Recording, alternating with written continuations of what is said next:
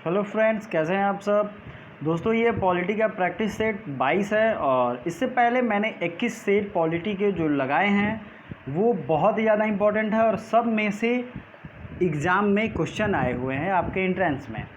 तो आपको ये ध्यान रखना चाहिए कि पॉलिटी से बहुत ज़्यादा क्वेश्चन आते हैं, खासकर लॉ के एंट्रेंस में। तो इतनी प्रैक्टिस करें, इतनी पढ़ाई करें कि तैयारी कंप्लीट हो। दूसरी चीज़, आप इस प्रैक्टिस सेट को लगा के नोट्स भी बना सकते हैं। दूसरी चीज़ मैं एक साथ इसके ये कहूँगा कि पहले इस चैप्टर को पढ़ें, और ये चूँकि चैप्टर बहुत लोगों ने पढ़ा होगा इसलिए ये बहुत ईजी हो जाता है, और उसके बाद इस पर प्रैक्टिस करें। इससे आपका पकड़ बहुत मजबूत होगा। पिछले जितने भी प्रैक्टिस सेट हैं सबको एक दिन बैठिए, 21 प्रैक्टिस सेट 2 या 3 दिन भी लग सकता है। अगर आप पेशेंस रख के एक दिन बैठेंगे तो पॉलिटी के प्लेलिस्ट में जाएंगे, सब अवेलेबल हैं, वहाँ से आप लगा सकते हैं और अपने फाइनल स्कोर भी बता सकते हैं। आज के प्रैक्टिस सेट में भी फाइनल स्कोर बताइएगा, साथ ही साथ लाइव कमेंट भी करते रहिए जिसका जो राइट आंसर हो। ठीक है, 3 बजे ये प्रैक्टिस सेट आता है।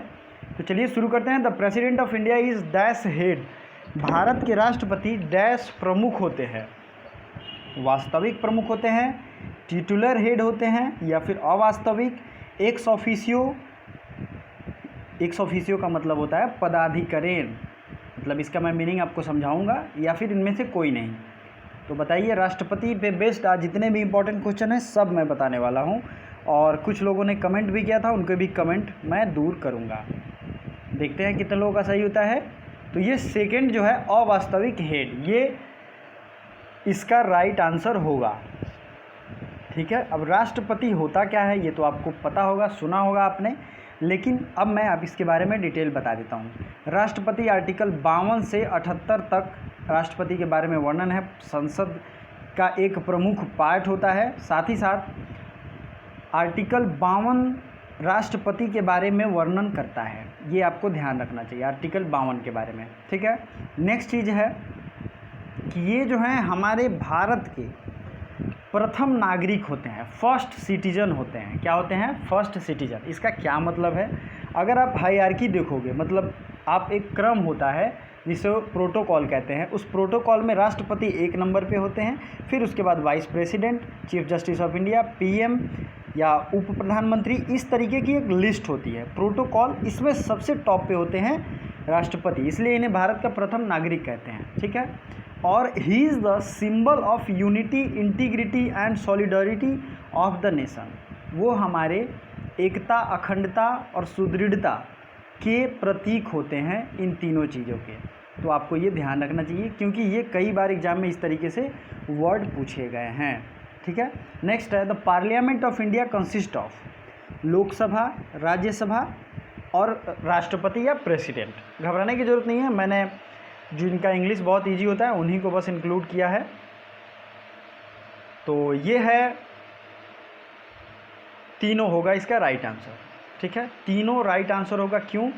क्योंकि इस लोकसभा राज्यसभा तो होता ही है, लेकिन कोई भी बिल अगर लोकसभा और राज्यसभा से पास हो जाता है और राष्ट्रपति उसे अपनी मंजूरी नहीं देता है तो वो कानून नहीं बन पाता है।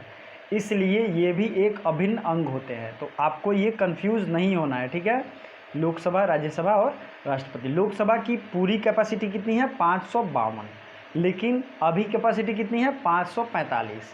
क्यों? क्योंकि 7 जो सीट बच जाते हैं वो कहाँ है? वो चला जाता है पीओके में। सॉरी, 5 सीट की मैं बात कर रहा हूँ, 7, 2 तो प्रेसिडेंट मनोनयन करते ही हैं। ठीक है, तो आपको ये ध्यान रखना है। एंग्लो इंडियन कम्युनिटी से 2 मनोनयन होता था, लेकिन अब इसका प्रोविज़न ख़त्म कर दिया गया है, ये भी आपको पता होना चाहिए। तो अभी तक भले आप याद कर रहे हो, लेकिन आगे ये आपको ध्यान रखना होगा कि एंग्लो इंडियन जो था, इस पे मैंने एक वीडियो भी बनाया था जो संविधान संशोधन पे पड़ा हुआ है पॉलिटी में, कि रिसेंट का ये अमेंडमेंट है। जिस दिन भी ये राज्यों से पास हो जाएगा उस दिन एंग्लो इंडियन के पावर्स ख़त्म हो जाएंगे, पार्लियामेंट में उनका अपॉइंटमेंट बंद हो जाएगा। ठीक है तो आपको वो वीडियो देखना चाहिए। पॉलिटी के प्लेलिस्ट ज़रूर विजिट कीजिए, और जितने लोग भी लाइव अभी प्रैक्टिस सेट लगा रहे हैं प्लीज़ इस वीडियो को लाइक ज़रूर कर दीजिए। लाइक करने से मोटिवेशन मिलता है दोस्तों, और मुझे बहुत अच्छा लगता है जब आप लोग लाइक करते हो और जो मैं क्वेश्चन पूछता हूँ उसका आंसर देते हो। Election of president mentioned in राष्ट्रपति की चुनाव वो किस अनुच्छेद में वर्णित है? ये बहुत ही ज़्यादा ज़रूरी है आप लोग के लिए, बताइए। तो ये वर्णित है आर्टिकल 54 में, 54 में ये वर्णन है। नेक्स्ट आपको क्या ध्यान रखना है? 52 में है प्रेसिडेंट ऑफ इंडिया के बारे में सिंपल बताया गया है। 53 में executive power of the union, union मतलब संघ का कार्यपालिका शक्ति क्या होगा ये बताया गया 53 में। 54 आपको याद रखना है। उसके बाद सारा तो आप याद नहीं रख सकते हो, ना कि इम्पोर्टेंट है। Manner of election of president का जो मैनर होता है इलेक्शन का, मतलब इलेक्शन प्रोसेस जो है उसको क्या कहते हैं बताइए? System of proportional representation bye means of single transferable vote. ये मैं इंग्लिश में बता रहा हूँ, आपको हिंदी में भी पता होगा। अगर आपको हिंदी में पता है तो आप मुझे लिख कर बता सकते हैं, थोड़ा टफ है इसलिए मैं यही याद किया हूँ। System of proportional representation bye means of single transferable vote, ये आर्टिकल 55 में वर्णन है, प्रोसेस है ये। और इलेक्शन के बारे में वर्णन है 54 में। आपको कंफ्यूज नहीं होना है, दो चीज़ें मैं बता रहा हूँ। 54 में इलेक्शन ऑफ प्रेसिडेंट है सीधे, और 55 में मैनर है, उसका किस तरीके से तरीका है 55 में, ठीक है। अब नेक्स्ट अगर बात करेंगे हम लोग तो 61 में क्या है? तो procedure for impeachment of president, राष्ट्रपति पर महाभियोग 61 में है। 72 में है राष्ट्रपति जो क्षमा याचना देते हैं, सस्पेंड, रिमिट या कम्यूट, ये तीनों प्रोविज़न जो होते हैं ये आर्टिकल 72 में है। बाकी प्रोविज़न हम लोग देखेंगे आगे, सबके बारे में डिटेल डिस्कशन होगा। Head of the union executive, union executive का हेड कौन होता है? ध्यान से सुनिए और समझिए इसको, बहुत ही ज़्यादा ज़रूरी है, ठीक है दोस्तों। तो ये मैं देख रहा हूँ सबका, ये प्रेसिडेंट ही होता है, ठीक है। यूनियन एग्जीक्यूटिव का हेड भले ही टिट्युलर होता है लेकिन ये होता है। नेक्स्ट अगर बात करें, अगर वास्तविक रूप से तो पीएम होते हैं, लेकिन टिट्युलर हेड होते हैं क्योंकि इनके सिग्नेचर के बिना कोई भी बिल, विधेयक, कानून नहीं बनता है। प्रेसिडेंट रिजाइंड टू, तो इसका राइट आंसर होगा 4 का 1। 5वां क्वेश्चन देखते हैं, प्रेसिडेंट अपना इस्तीफा किसे देते हैं? Vice president, chief justice, PM या फिर पार्लियामेंट में देते हैं? तो इसका राइट आंसर क्या होगा? वाइस प्रेसिडेंट को। और एक बहुत खूबसूरत बात है, वाइस प्रेसिडेंट भी अपना इस्तीफा राष्ट्रपति को ही देते हैं, ठीक है। और चीफ जस्टिस ऑफ इंडिया ये भी अपना इस्तीफा जो है राष्ट्रपति को ही देते हैं। वाइस प्रेसिडेंट और प्रेसिडेंट एक दूसरे का इस्तीफा स्वीकार कर लेते हैं, तो ये आपको याद रखना चाहिए। नेक्स्ट जो क्वेश्चन है वो बहुत ज़्यादा इंपॉर्टेंट है। The president can be removed by, राष्ट्रपति हटाए जाते हैं किसके द्वारा? Vice president, chief justice, PM या फिर पार्लियामेंट। किसी एक स्टूडेंट ने कमेंट किया था, बीए एलएलबी के क्वेश्चन में ये क्वेश्चन पूछा गया था और इसके प्रोसेस पे बात की, ठीक है।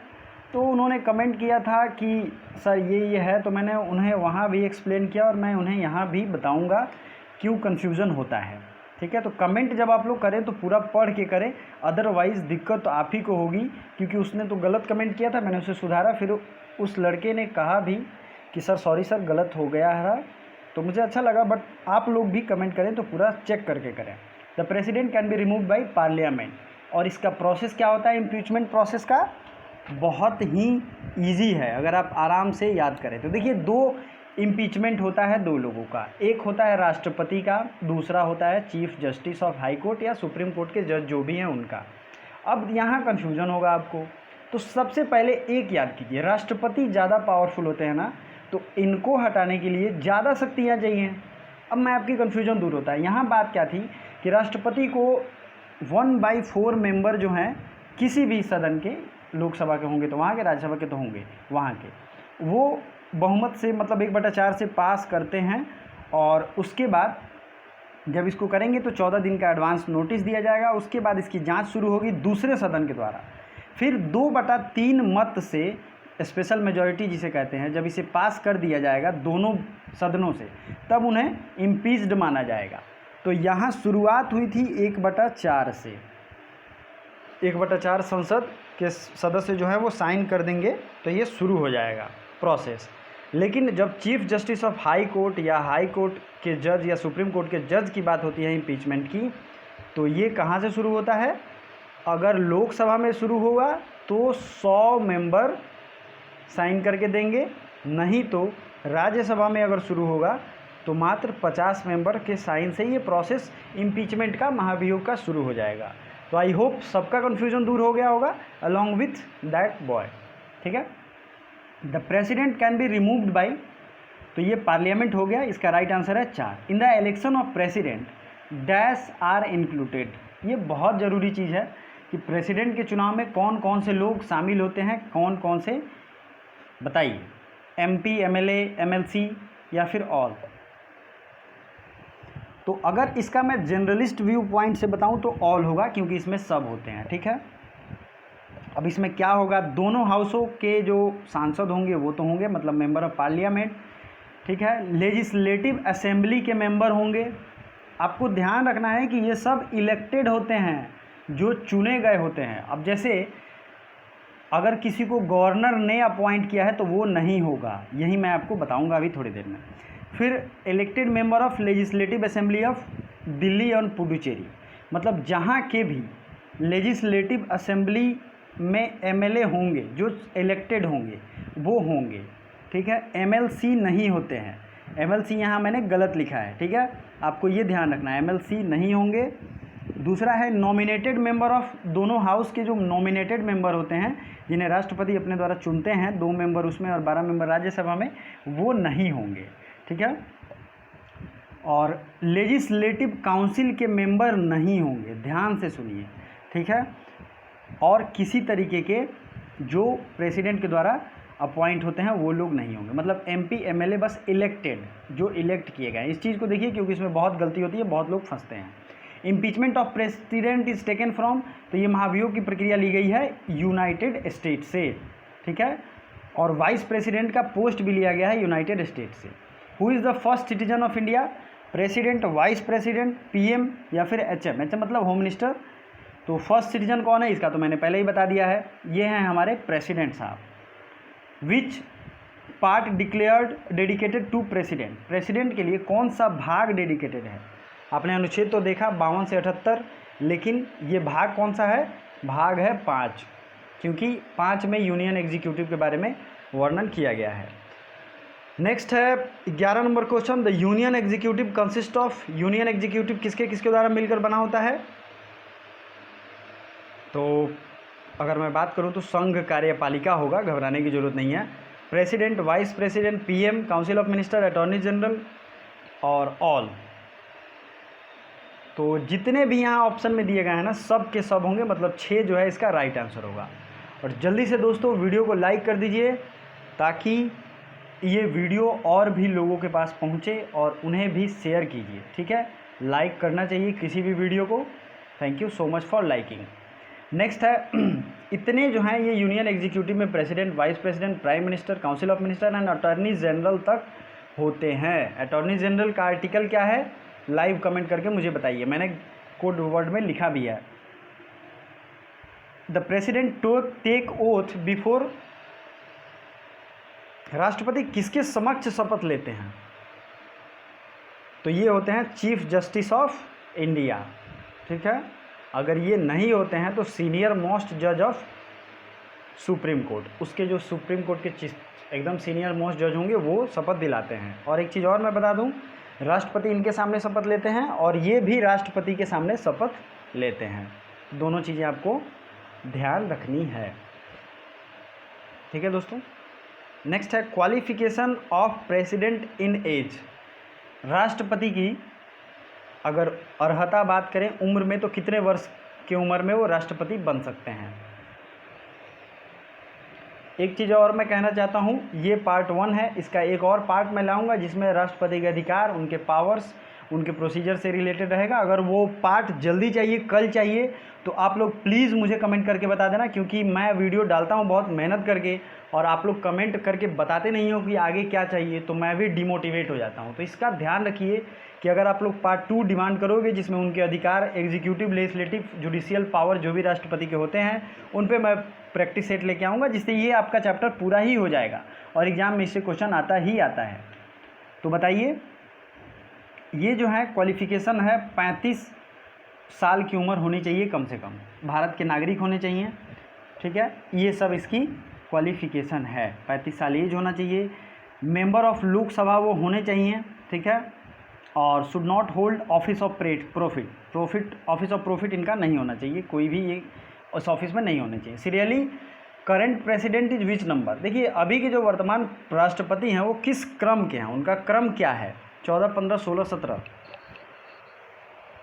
तो ये क्रम है 15 नंबर। मैं पर्सन वाइज बात कर रहा हूँ, पर्सन वाइज मतलब आदमी, जितने भी राष्ट्रपति बने हैं उनके वाइज। अब इनको ज़रा एक बार देख लेते हैं हम लोग। तो राष्ट्रपति जो है सबसे पहले बने थे डॉक्टर राजेंद्र प्रसाद, ये 2 टर्म तक रहे थे, 52 से 62 तक। फिर बने हैं सर्वपल्ली राधाकृष्णन, और आपको बहुत प्राइड होगा सोचकर, सर्वपल्ली राधाकृष्णन बनारस हिंदू यूनिवर्सिटी के वाइस चांसलर भी थे, ठीक है, और वाइस प्रेसिडेंट बनने से पहले। तो ये बहुत गर्व की बात है कि आप लोग वहाँ के लिए तैयारी कर रहे हैं। सर्वपल्ली राधाकृष्णन 1967 तक थे, फिर 67 में डॉक्टर जाकिर हुसैन, उसके बाद वीवी गिरी, फिर फखरुद्दीन अली अहमद, नीलम संजीव रेड्डी, ज्ञानी जैल सिंह, आर वेंकट रमन, शंकर दयाल शर्मा, फिर 1997 में बनते हैं के.आर. नारायणन।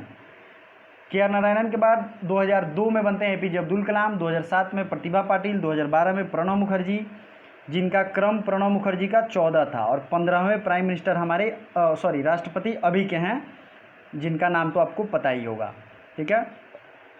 तो ये हमारे 15वें राष्ट्रपति हैं। मैंने जितने लोगों के नाम बताए ये पर्सन वाइज था। अगर ईयर वाइज बात करेंगे तो जैसे एक राष्ट्रपति थे, उनकी देहांत हो गई थी, तो फिर चीफ जस्टिस ऑफ इंडिया को उनका पोस्ट संभालना पड़ा था, ये सब हैं बातें इसमें, ठीक है, लेकिन क्रम वाइज ये 15 नंबर के हैं। नेक्स्ट है how many proposers need in election of president. देखिए जैसे कि जब फॉर्म भरा जाता है इलेक्शन का, राष्ट्रपति जब चुनाव के लिए खड़े होते हैं तो उनके प्रोपोजर कितने होते हैं, प्रोपोज लोग जो करते हैं कि हाँ यही हमारे होने चाहिए,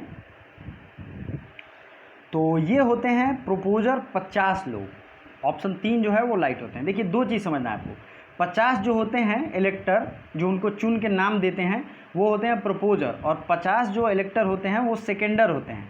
तो मैंने सिर्फ प्रोपोजर पूछा था, लेकिन दोनों 50-50 होता है, तो 50 लोग नाम भेजेंगे उस कॉन्स्टिट्यूएंसी में, तो वो खड़े हो सकते हैं, फिर उसकी चुनाव प्रक्रिया आपको पता ही है।